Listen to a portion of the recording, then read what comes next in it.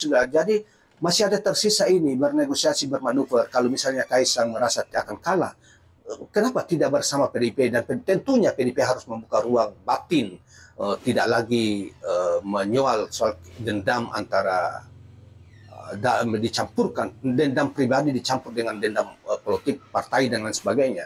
Kalau dia mau PDIP bisa mengusung dan dia mau bisa bekerja sama dengan PSI misalnya, dan Kaisang misalnya ingin misalnya PDIP mengajukan siapalah, mau Anies ke mau Ahok atau apa, maka bisa saja terjadi koalisi antara Kaisang dan PDIP, di mana Kaisang bisa saja sebagai orang nomor 2 dari kader calon gubernur dari PDIP, yang kemudian itu melahirkan konsentrasi yang menarik di masa yang akan datang, dan pasti itu menimbulkan suatu pembelajaran politik yang luar biasa, di mana selama ini dikatakan bahwa Megawati dan simbol PDIP saling dendam luar biasa terhadap Jokowi karena Jokowi mengkhianati mereka di Pilpres maupun di pemilu legislatif yang lalu. Tetapi kini lewat Kaisang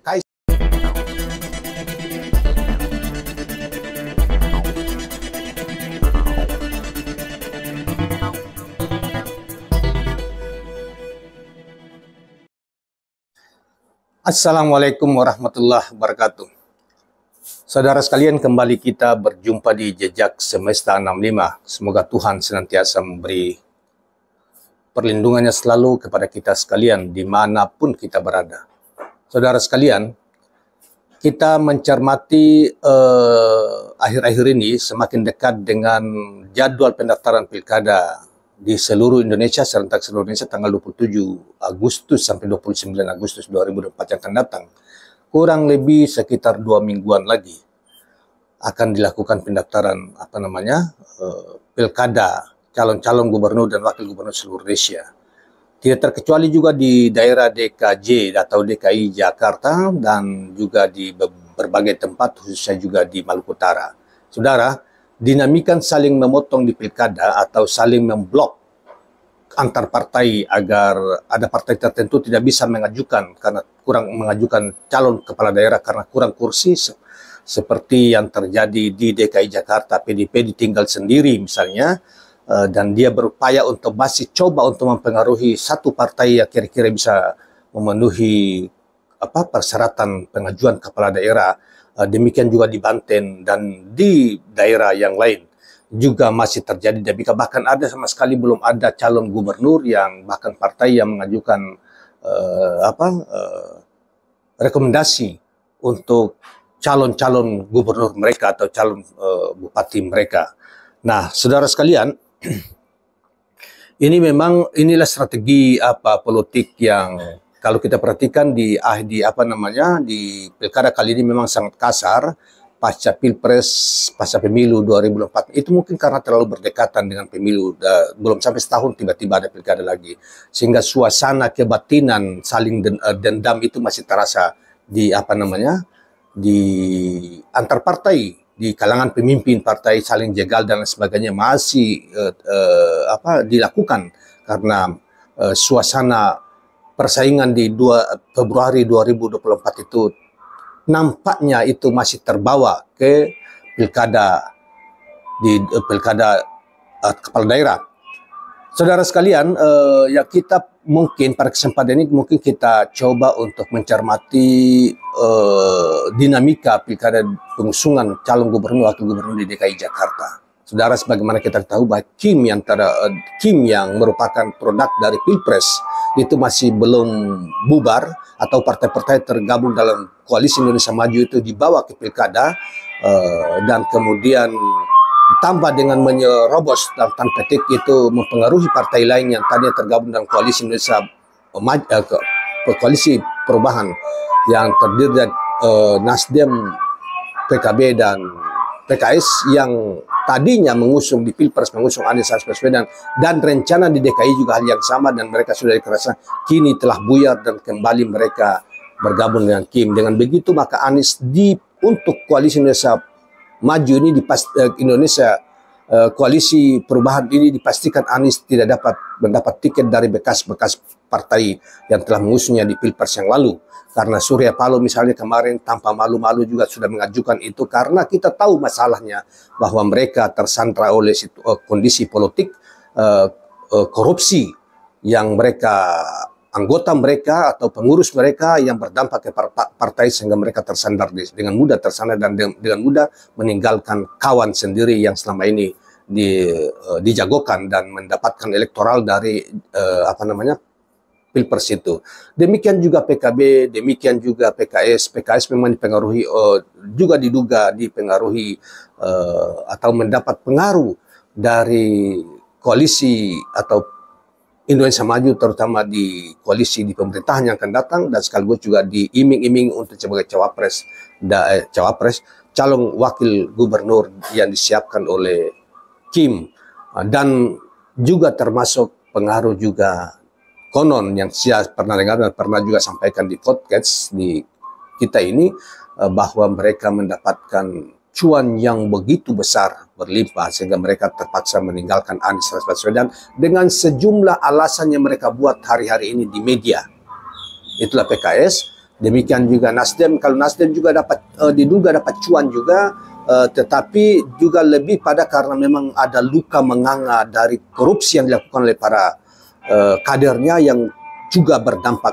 Kalau ini tidak diikuti maka berdampak terhadap partai, dan itu akan menggoncang partai, eksistensi partai Nasdem.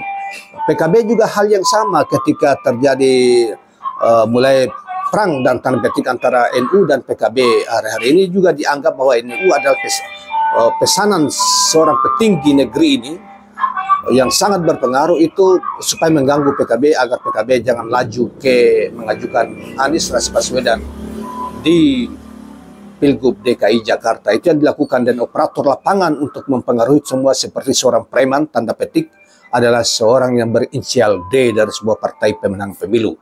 Jadi banyak orang berteriak, para ilmuwan, banyak ilmuwan politik, banyak pengawal politik sudah prihatin dengan situasi saling sandra seperti ini, yang diduga tidak menyehatkan kondisi politik dan demokrasi kita amat buruk, dan dikhawatirkan lebih buruk lagi di masa yang akan datang karena belum berkuasa saja memperlihatkan jejak politik yang seperti politik preman yang diperankan oleh seorang petinggi partai pemenang pemilu atau Pilpres berinisial D, itu yang sering dibahas di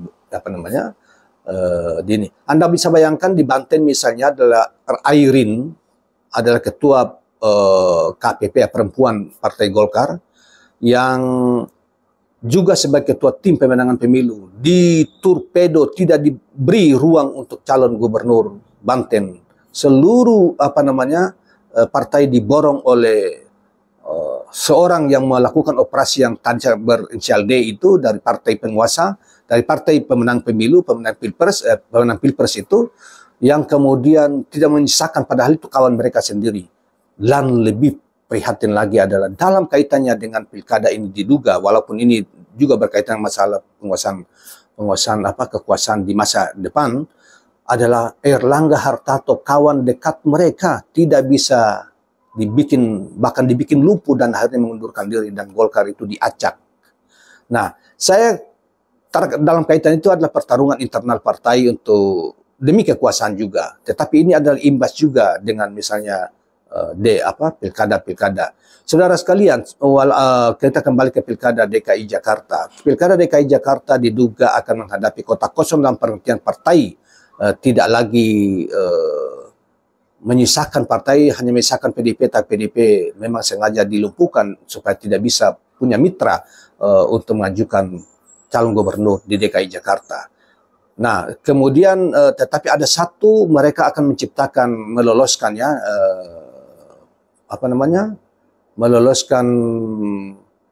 supaya dianggap tidak kota kosong ya, yang selama ini mendapatkan hari biru atau kecaman dari berbagai pengamat politik.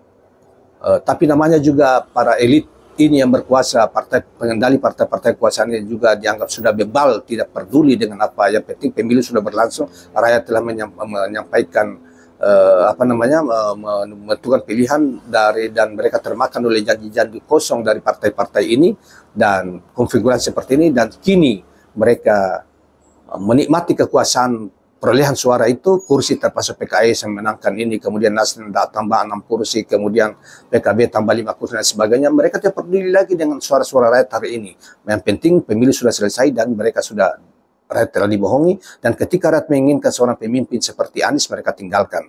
Oke, itu satu sisi, dan mereka mencoba untuk, karena Anies begitu kuat di DKI Jakarta sehingga koalisi Indonesia Maju Plus ini kemudian memborong seluruh partai agar Anies tidak bisa maju dan menyodorkan calon gubernur boneka dalam tanda petik. Nanti juga bisa jadi juga wakilnya adalah Kaisang Raka Buming Raka, dan bukan PKS, walaupun sudah dikatakan bahwa